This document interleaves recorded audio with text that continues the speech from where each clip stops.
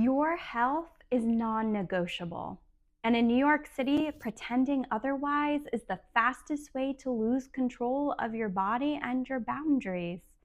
This city runs on momentum and denial. And too many people are moving fast, hooking up quickly, and assuming honesty that was never promised. If you avoid the STI testing conversation, you won't just risk an infection, you'll teach your nervous system that silence is safer than self-respect, and that pattern will cost you far more than a diagnosis. I'm going to describe a composite story, not one client, but a pattern that appears again and again in my office. A woman comes into my office looking hollow in a way I've learned to recognize. She tells me she's been seeing someone new. He's attentive, warm, the kind of man who makes you feel chosen. She felt safe enough to be physical with him.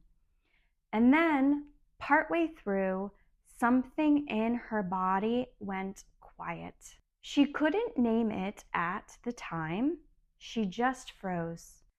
Later, she realized he had removed the condom without telling her. She didn't confront him. Her nervous system did what nervous systems do under threat. It focused on survival, not dialogue. Weeks later, she's sitting in my office holding medical paperwork she never imagined needing. She isn't crying because of the diagnosis alone. She's crying because of the betrayal that came with it. She says, "I did everything right. I asked the questions. I thought I was safe." And then the sentence I hear far too often: "I feel stupid for not noticing." But this is what people misunderstand. Stealthing removes informed consent. It removes choice. It removes bodily autonomy. This isn't about naivety, it's about deception. And for many women, this is the moment a painful truth crystallizes. Chemistry is not protection. Silence is not safety. If you cannot speak openly with someone, you are not in intimacy, you are in fantasy. Stealthing takes away informed consent and the right to protect your body. 19 to 32% of women in some studies reported that they had been stealthed. Herpes wasn't her failure, it was the consequence of someone else's deception. And she wasn't alone. I hear versions of this story far more often than people realize.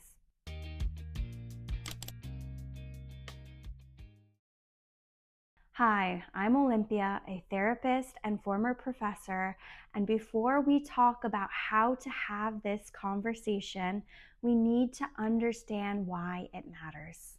Because once you see the legal gaps, the biological risks, and the silence most people are operating under, the testing conversation stops feeling dramatic and starts feeling like self-protection. In this video, I'm going to break down the 4 essential ways to frame the STI conversation. Lesson 1, how to start the conversation. Lesson 2, understanding why old results don't count. Lesson 3, the right way, mutual testing and boundaries. Lesson 4, green flags and red flags in conversation. By the end of the video, you may have thought you were diligently playing it safe with your partners or hookups, but realize there were holes to your method. I'm here to help you have the safest conversation, but not the easiest, because it requires sticking to your truth and instilling layers of boundaries. Lesson 1, how to start the conversation. So when the law doesn't require disclosure, when biology puts women at higher risk, and when silence is more common than honesty, waiting for someone to do the right thing isn't protection, it's wishful thinking. And here's when things get even more complicated. The laws around disclosure don't actually match the reality of transmission. Most states don't require disclosure of oral herpes. Most states don't require disclosure of HPV.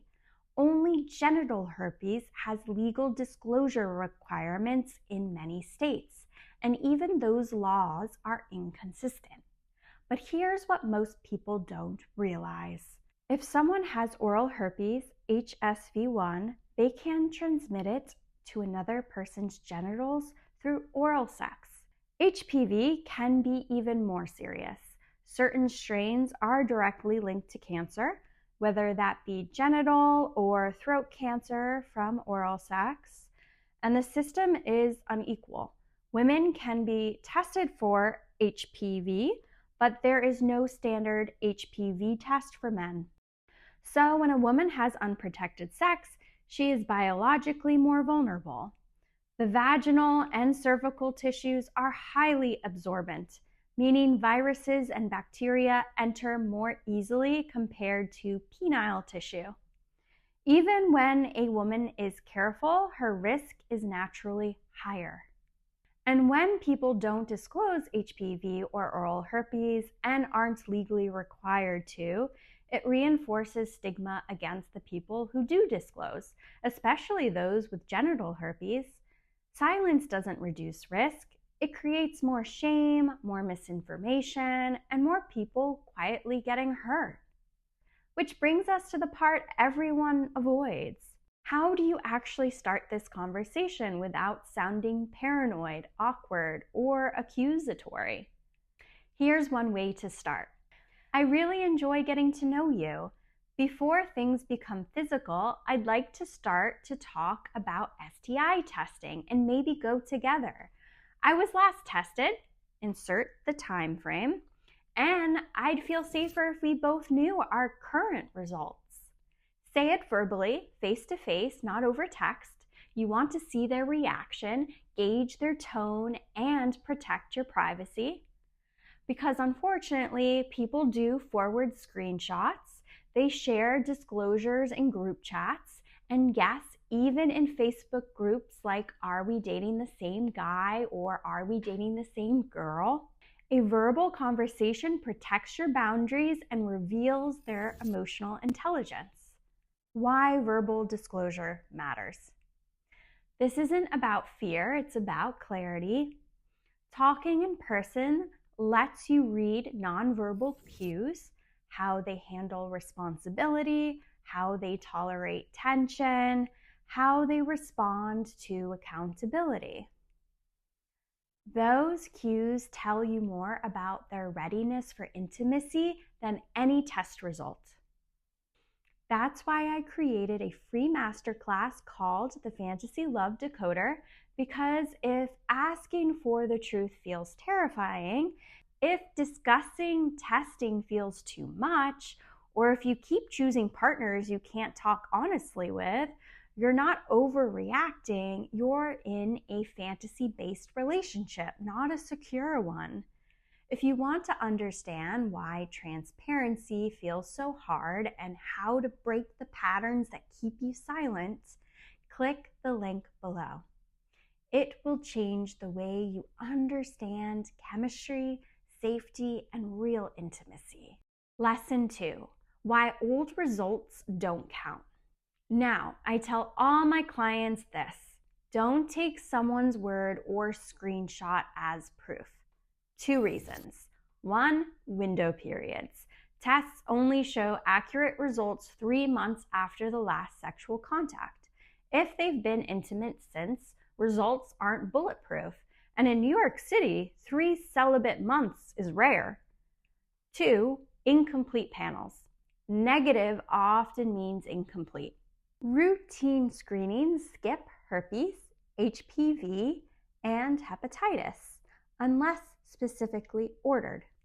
So if someone says, "I'm good," ask, did that include a full panel? Herpes, hepatitis, HIV, trick, HPV. If they can't name what was tested, pause the conversation before intimacy. Even if they log into their patient portal and show you results, that still isn't full assurance. Those results reflect their health at the moment the sample was taken. You have no way of knowing what's happened since. They could have been intimate a week, even a day later, and that wouldn't appear. So while it looks reassuring, it's really a snapshot, not a guarantee. The only reliable way forward is mutual testing before intimacy. Lesson 3, the right way, mutual testing and boundaries. Here's what shared responsibility looks like. You both agree to test before sexual activity. You schedule tests within the same week. You agree to no sexual contact with others between testing and results. You share results in person once they arrive. That's not mistrust, that's just accountability. It says, I care about both of us enough to do this right. And if someone mocks or minimizes that, that's your answer. And if someone tells you they've recently been tested and prefer not to retest yet, that's okay. This isn't about forcing compliance, it's about mutual respect. What matters is how they respond to your boundary. A person who values you won't frown at something that makes you feel safe. They might say, I totally get it. I was just tested recently, but I'm happy to wait until we're both comfortable. That's a green flag. Empathy and communication in action. What's not okay is defensiveness or dismissal. A healthy partner discusses timing. An unhealthy one debates your right to feel protected. Also, just remember herpes type 1, the cold sore virus, can be transmitted genitally. Many people have HSV1 orally and don't realize they can pass it through oral sex. Most of my clients have never been screened for it because herpes testing isn't included unless you request it. When you test, request the full panel, which includes the blood test. That's what comprehensive actually means. And even with protection, nothing is 100%. Condoms are about 98% effective with perfect use, but in real life, because of breaks or slippage, effectiveness drops to around 85%. They greatly reduce, but don't eliminate, the risk of STDs like herpes or HPV, because those can spread from skin-to-skin contact outside the condom area. Diaphragms, on the other hand, are mainly a pregnancy prevention tool. They offer minimal protection from sexually transmitted infections, around 30 to 40% effectiveness against certain bacterial infections, and virtually none for viral ones. So even if you're using protection, testing still matters. Lesson 4, green flags and red flags. Responses to accept versus red flags. When you bring this up, pay attention to the energy. Healthy responses. Absolutely, let's test together. I understand, I'll book my panel this week.